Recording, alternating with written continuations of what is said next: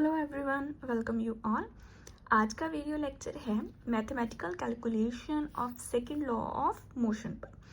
तो इसमें हमें जो सेकंड लॉ ऑफ मोशन का फॉर्मूला है force is equal to mass into acceleration, हमें उस फॉर्मूले को ड्राइव करना है।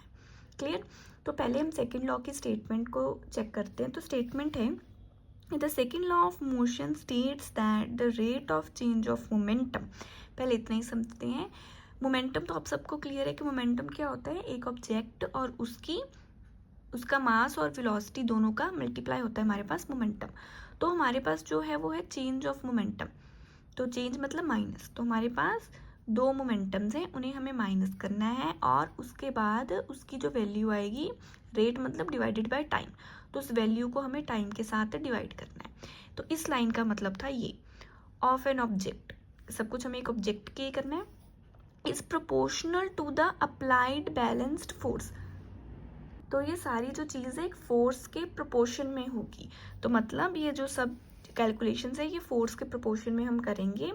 तो स्टार्ट करते हैं। तो हमने मान लिया कि let an object of mass m, तो हमारा एक ऑब्जेक्ट है वो मास m है उसका, और वो इनिशियली मतलब स्टार्टिंग जो उसकी वेलोसिटी है वो u है और वो एक स्ट्रेट लाइन में मूव कर रहा है एट अ टाइम t, एक टाइम t है जिस पे जो वो ऑब्जेक्ट है वो मूव कर रहा है वेलोसिटी v के साथ। क्यों मूव कर रहा है? क्योंकि हमने उस पर फोर्स f को अप्लाई किया है। क्लियर? तो अब जो हमारा ऑब्जेक्ट है उसकी दो मोमेंटम्स होंगी। एक जो मोमेंटम होगी वो वेलोसिटी u के साथ होगी, एक मोमेंटम होगी वो वेलोसिटी v के साथ होगी। मास तो सेम ही रहेगा उसका। तो लिखेंगे initial and final momentum of the object will be. तो फर्स्ट हमारी p1 मोमेंटम होगी m इंटू यू और p2 मोमेंटम होगी m इंटू वी। तो अब हम करते हैं स्टार्टिंग, जो हम इस डेरिवेशन की करेंगे कैलकुलेशन, तो वो बहुत इजी वे से करेंगे। हम अपनी स्टेटमेंट को ही फॉलो करेंगे। तो सबसे पहले हमारे स्टेटमेंट में है चेंज ऑफ मोमेंटम। तो चेंज क्या है? दो मोमेंटम्स हैं, दोनों को माइनस करेंगे तो उसकी वैल्यू आ जाएगी चेंज की। क्लियर? तो हमने लिखा द चेंज इन मोमेंटम। तो ये सारी चीज़ें प्रोपोर्शन में थी तो हमने प्रोपोर्शन का साइन लगाया, p2 minus p1। p2 momentum की वैल्यू थी m into v minus p1 momentum की वैल्यू थी हमारी m इंटू यू। तो हमने उनसे वैल्यूज़ को लिख दिया। तो नेक्स्ट जो हमारा m है वो दोनों में सेम है तो इसे हम कॉमन बाहर ले लेंगे। तो ये होगी हमारी इक्वेशन नंबर 1। क्लियर? तो सेकंड हमारी स्टेटमेंट थी रेट, तो हमें इसका रेट निकालना था। तो रेट क्या होता है? रेट होता है डिवाइडेड बाय टाइम। तो हम लिखेंगे the rate of change of momentum. तो मतलब जो हमारी चेंज ऑफ मोमेंटम की वैल्यू थी उसे हमने डिवाइड किया बाय टाइम के साथ। ठीक है?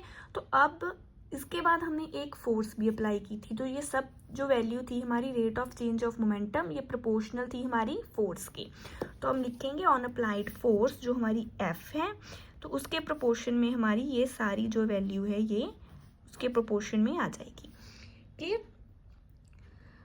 अब नेक्स्ट स्टेप में हम क्या करेंगे कि प्रोपोर्शन का जो साइन है उसे हटाएंगे और एक कांस्टेंट वैल्यू को लिखेंगे, तो वो हो जाएगी हमारी k।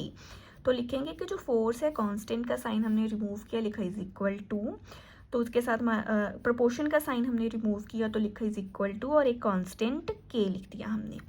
बाकी जो हमारी टर्म है वो ऐसी आ जाएगी m into v minus u divided by t। और अब हमें पता है तो हम लिखेंगे वी नो दैट, हमें पता है कि जो हमारा ए एक्सेलरेशन होता है उसकी वैल्यू होती है हमारी v minus u divided by time. Clear? तो यहाँ पर जो हमारी वैल्यू है ये, इस पूरे टर्म की जगह पे हम ए लिख सकते हैं क्योंकि हमें पता है कि ए की ये वैल्यू होती है। तो इसे हम यहाँ करेंगे इक्वेशन 3।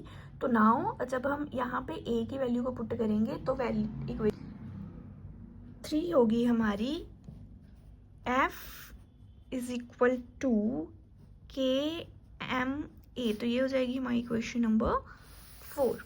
क्लियर?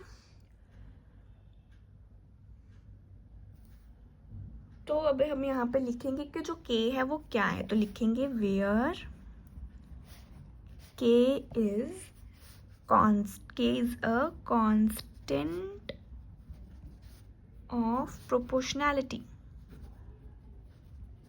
क्योंकि हमने प्रोपोर्शन का साइन हटाया और उसकी जगह पे हमने के को लिखा, तो ये है कांस्टेंट ऑफ प्रोपोर्शनैलिटी। नेक्स्ट हम मानेंगे कि जो हमारी के है उसकी वैल्यू है 1, द वैल्यू ऑफ के वो है 1, तो इसमें 1 को अगर पुट करेंगे तो मल्टीप्लाई होके वो क्या बचेगा हमारे पास MA, तो जो हमारी फोर्स है वो हो जाएगी MA। तो यही जो फोर्स का फॉर्मूला है ये हमें करना था derive, force is equal to mass into acceleration. अब हम लिखेंगे इनकी यूनिट्स, तो जो हमारा मास है उसकी यूनिट्स, जो m मास है उसकी यूनिट्स होती है हमारी kg, और जो एक्सलेशन है उसकी यूनिट होती है हमारी पर सेकेंड स्क्वायर। तो जो हमारी फोर्स की यूनिट आएंगी वो आ जाएंगी kg पर सेकेंड स्क्वायर, लेकिन जो हमारी यूनिट ऑफ फोर्स है ये हमारी क्या होती है, यूनिट ऑफ फोर्स जो होती है वो होती है हमारी न्यूटन एन। तो आप दोनों में से कोई भी लिख सकते हो। तो यहीं पर हमारी जो कैलकुलेशन है वो होती है ख़त्म।